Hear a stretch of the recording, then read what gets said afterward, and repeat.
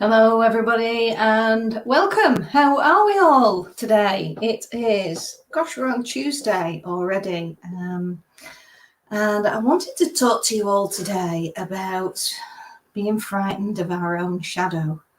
And I've been reminded of this in so many ways today.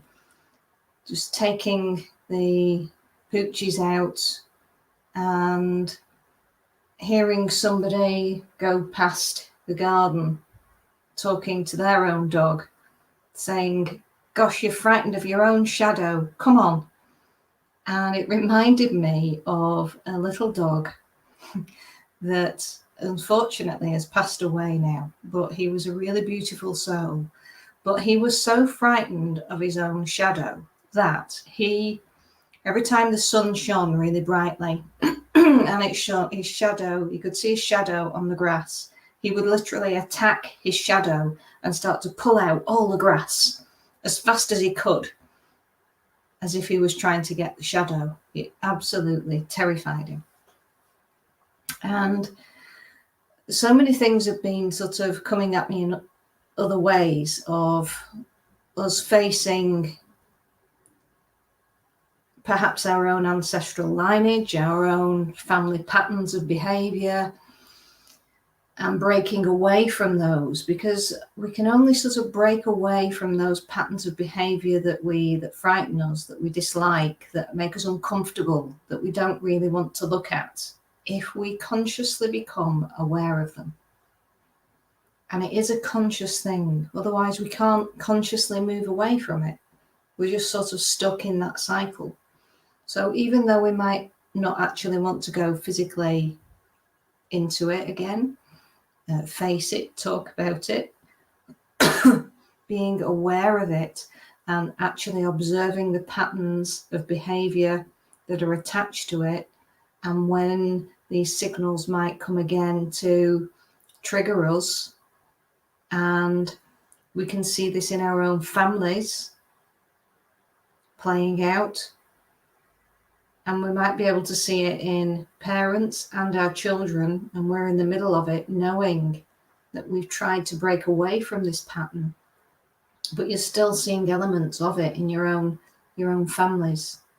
That's really difficult to witness sometimes when you've tried so hard to break that pattern, and we wonder, what on else do I need to do to break this pattern that is so difficult for me to look at? Because it frightens me. I don't want to end up like that. I don't want to be like that. I want to go forward and make these changes. So how do you break away from that shadow that you're so frightened of? And first of all, we need to acknowledge that it's there. And just like that dog that used to walk past and attack his shadow, it was always going to be there once the sun is shining, and it's always going to follow him. And no matter how much he tried to dig up the grass, and no matter how much he tried to bark at it and terrorize it, and his bark would get more fierce and fierce, the shadow would persist and would still be there, following him constantly, behind him. And it caused him some great distress, much like our shadows can often cause us distress. But just sitting still and acknowledging and witnessing the fact that we have that shadow, and that is part of us, and we can't shake it off. We're not Peter Pan, and we can't detach it. It is sown in us. It is embedded within us, but we can accept that it's been part of us and choose not to use that part of us for the next part of our journey. And it is a choice. It's not necessarily an easy one. But when we're able to sit there and observe our family and friends and workmates and people on social media without that judgment, just knowing that they are facing their own shadows and they're constantly fighting and having that battle with their own shadow, we can join in and we can create more of that energy and exacerbate it and say, yeah, that shadow is there and it's huge, and we can help dig the grass up with you, but we're just sort of digging a bigger hole. Or we can accept that the shadow is there and it's part of us, and then decide what we want to do to actually make changes to move forward.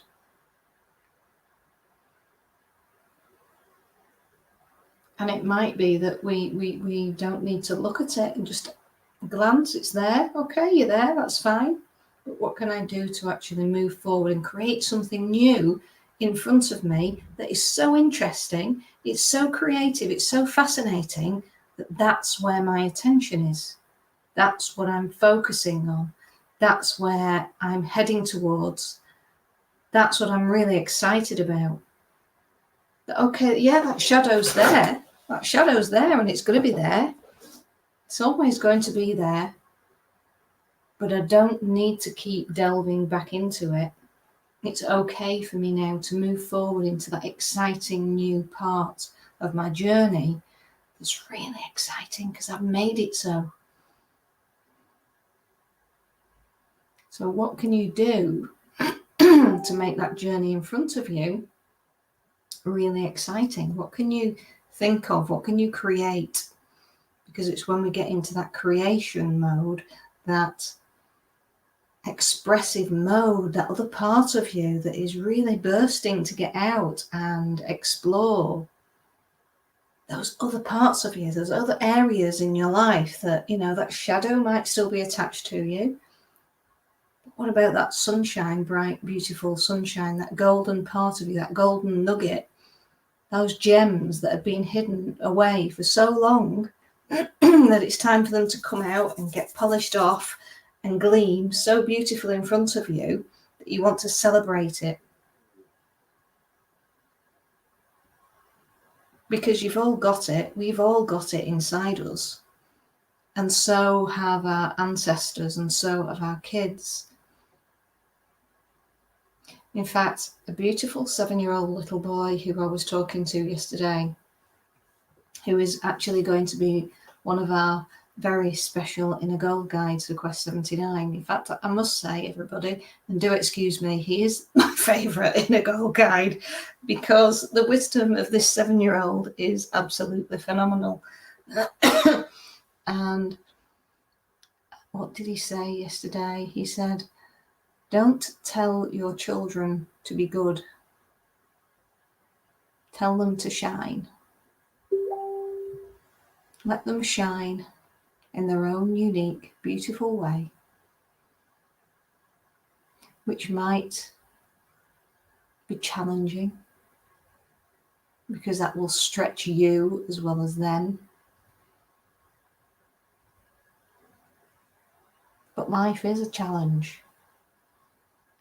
And children do things in the moment, in the present, without all of those shadows behind them that we collect and build up and build up and build up, that we end up with so many shadows, everything becomes a little bit dark and dingy and overloaded, and we forget about moving forward with everything that can be present and exciting. So using that example from that beautiful 7-year-old, 8-year-old, I apologise, he's 8. I apologise, I'm sorry, it's 8. It's a very important number. So don't tell your children to be good, tell them to shine. And when we shine, we've got to keep polishing those bits of us to keep shining, haven't we?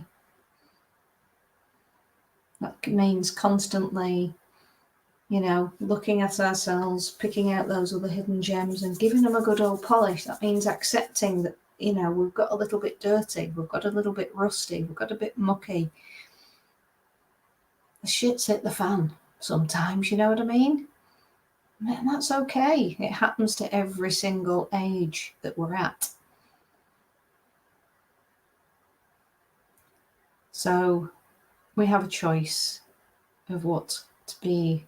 If we want to be frightened of our shadow and keep being frightened of that shadow, or if we can focus in front of us and create something really so beautiful and mesmerizing and intoxicating and creative and magical that it takes our attention away from that, and you start to inspire other people on that journey in front of you, and you take them with you on this magical mystery tour of golden nuggets. Doesn't that sound more exciting and enticing than fighting with yourself, fighting with your own shadow? Does to me. And if it does to you, then, come and join us. Come and join this beautiful golden journey of finding your inner gold. It's fun. It's intoxicating. We're supporting each other along the way. Look at me. I'm still here. 17 days in. Loving talking to you all, even though you're not talking back to me. That's absolutely fine. In fact, you might be talking back to me. I've not got the comments on, so I do apologise. Helps if I put the comments on. Okay, so what can you do to stop being frightened of your own shadow? Acknowledge that it's there, because it is. It's always been there, always will be there.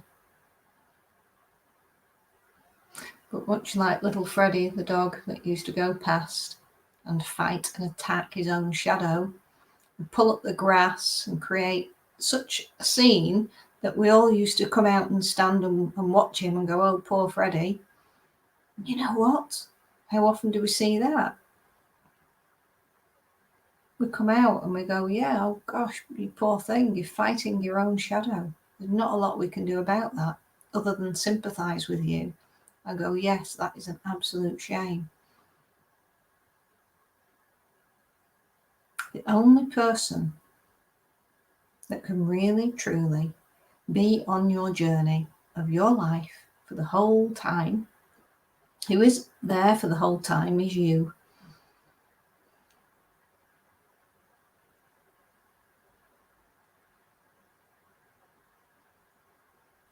Don't be frightened of you. You are more beautiful and powerful and intoxicatingly kind and funny and loving than you will ever give yourself credit for.